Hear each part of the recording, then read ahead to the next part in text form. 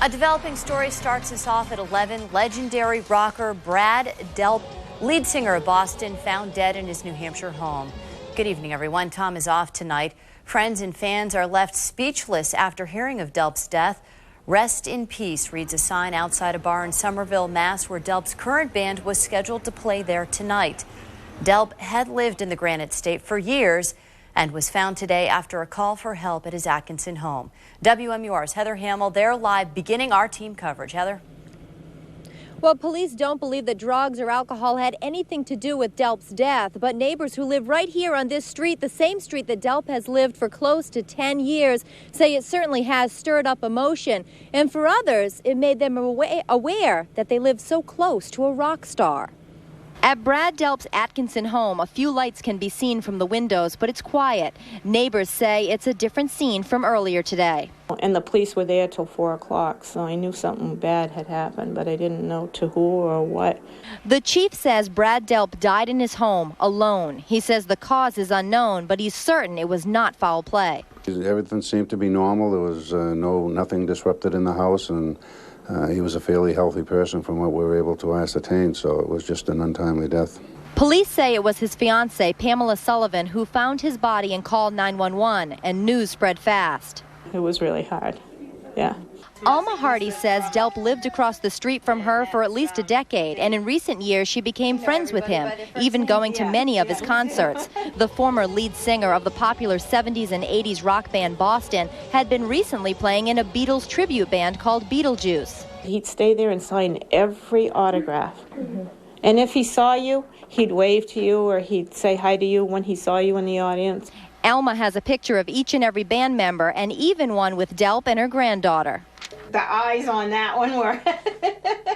Her granddaughter Amanda says that he was a true friend, always making you feel special. He had plans to do something very special for her this summer when Boston began their reunion tour. He was going to sing Amanda at the tour this upcoming summer. And did he have a special spot for you at the concert? Yep, right up in the front. Paid tickets and everything.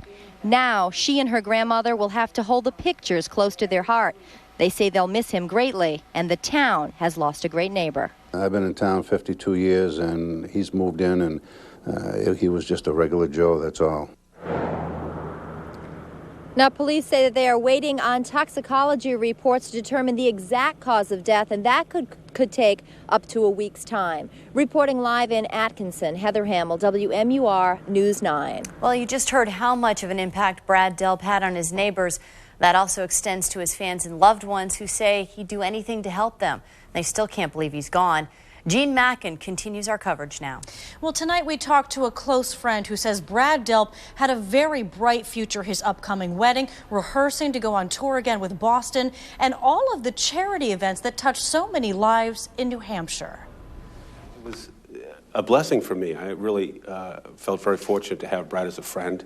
Jim Roach was not only the promoter for Brad Delp's band Beetlejuice, he was one of his closest friends. He last saw Delp Saturday at a concert at Keene High School and says Delp had big plans on the horizon.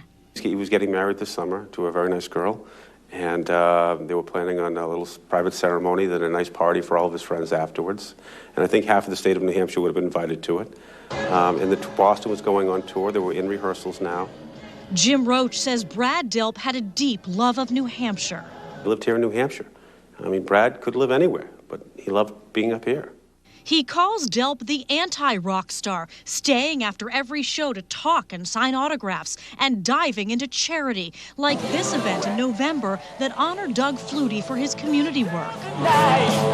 He was very open to everybody who wanted to meet him and talk to him, and he truly loved what he did.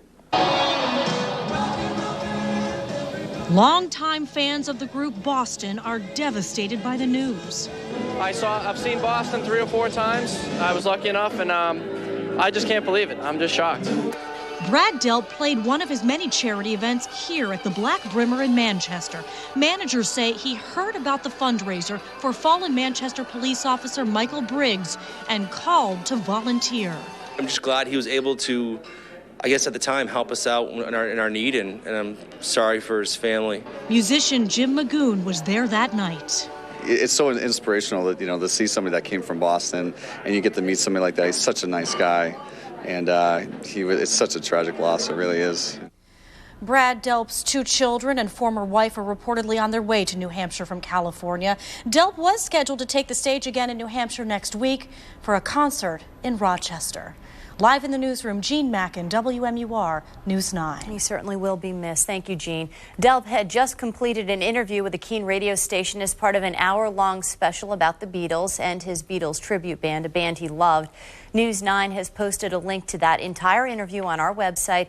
You'll also find links to the websites for Delp's bands, as well as the latest information on the investigation into his death.